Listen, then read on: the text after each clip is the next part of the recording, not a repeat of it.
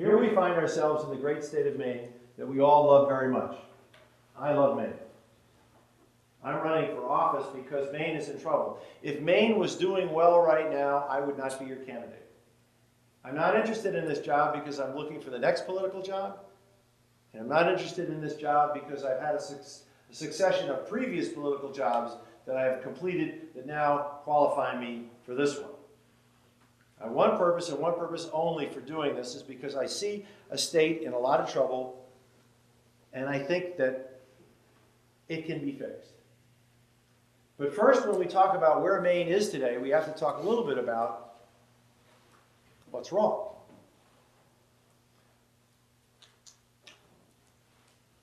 The first thing that jumps to mind for all of us, because we hear it every day, is that there's a budget crisis. Education's going to get caught in this. There'll be cuts. Health and Human Services will get caught. There'll be cuts. We spend $15 billion, but we only take in $14 billion. There's $1 billion that isn't available to us every biennium now, which is why for the next 12 months they're trying to find $480 million. Well, that's sort of the symptom. Just as if you have the chicken pox, you've got pock marks all over your body. You can scratch them all you want, but that doesn't get rid of the chicken pox.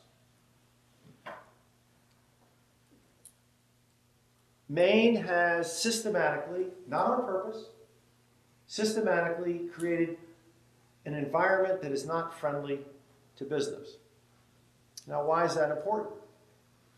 It's important because business is responsible for hiring people who are paid wages that get taxed.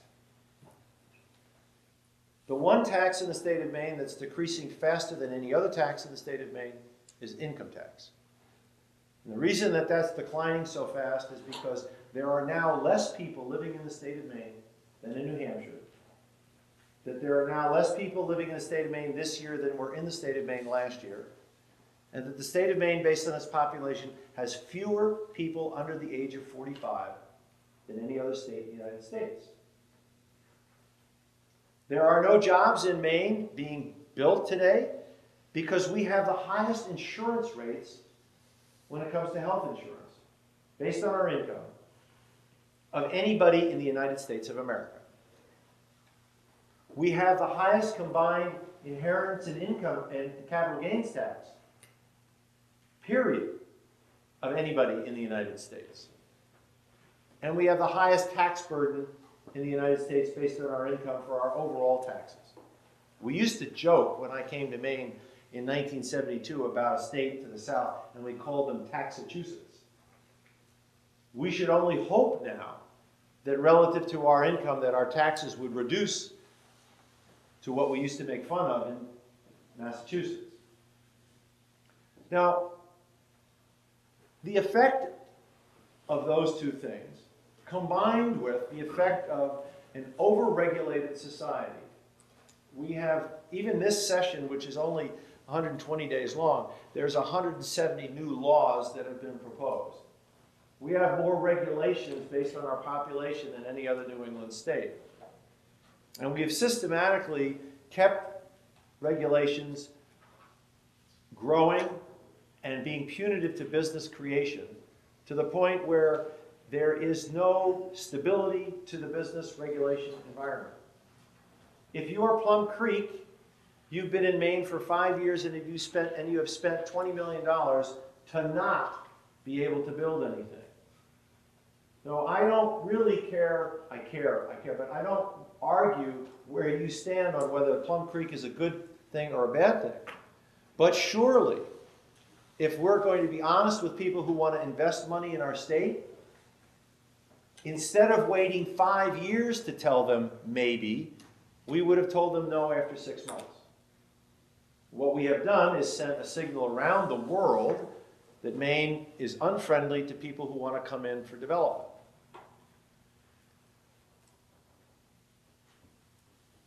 The fact that it costs us twice as much for health insurance and small business in Maine is a huge stop sign to a small business that wants to come here or stay here.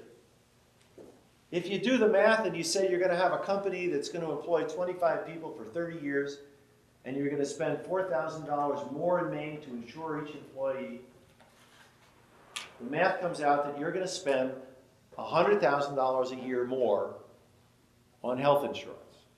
Now, if you're going to do that for 30 years, that's $3 million.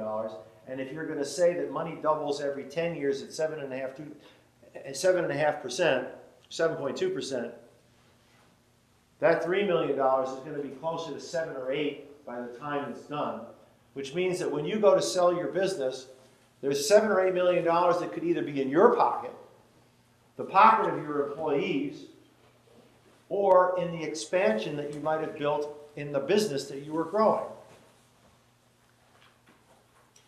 When you look at the effect of numbers over time, they start telling a picture. They create a picture. So the single biggest inhibitor in our insurance business in Maine right now is that we have no high-risk pool, as they do in New Hampshire, which means that actuaries are writing insurance based on the worst possible scenario, and we're all paying it. So if we did nothing else other than just adopt the rules that they have in New Hampshire, we would create competition in insurance, and we would dramatically drop the cost of insurance for small business in Maine. That would be a good thing in my mind. And I haven't heard anybody complain about the quality of health care that they're getting in New Hampshire. In New Hampshire, I seem to be quite healthy.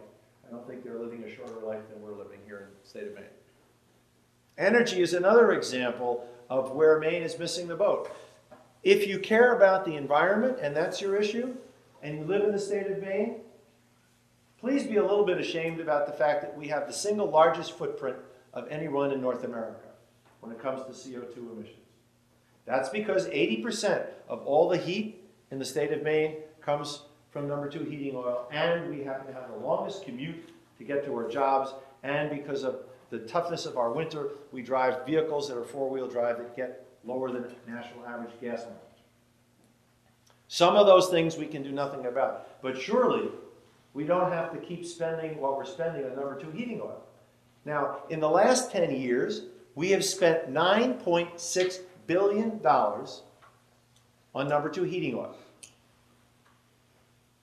The entire state budget every 2 years is $15 billion. In the last decade, we spent $9.6.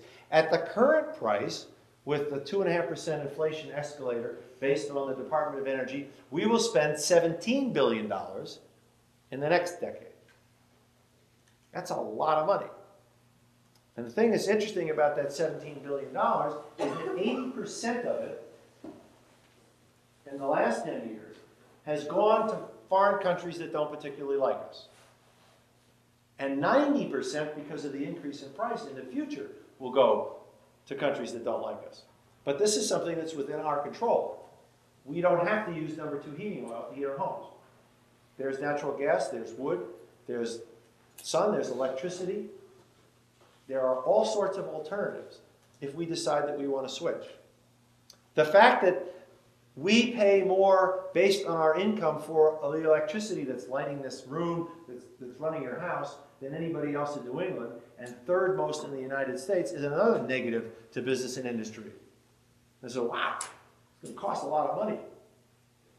Now, an unintended effect, but yet an effect of closing Maine Yankee prematurely, was that National Semiconductor added a whole bunch of jobs in Utah and Texas instead of Maine, because the electric rates went from about 6 cents for them to about 11 cents for them. And that meant like a $4 million increase. And $4 million a year amortizes out to pay for a huge amount of development and jobs.